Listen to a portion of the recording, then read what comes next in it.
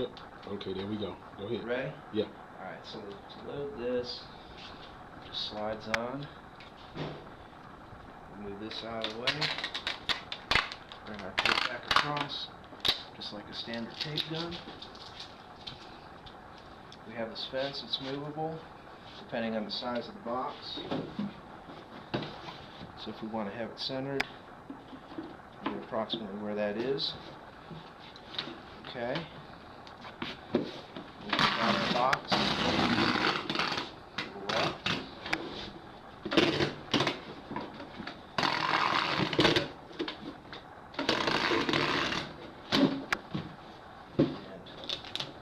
Got that. We have a different size box. We can adjust for our box size.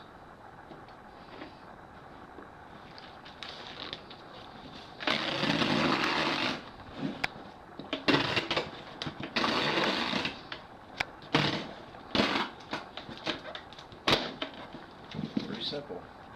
So that's it. Alright.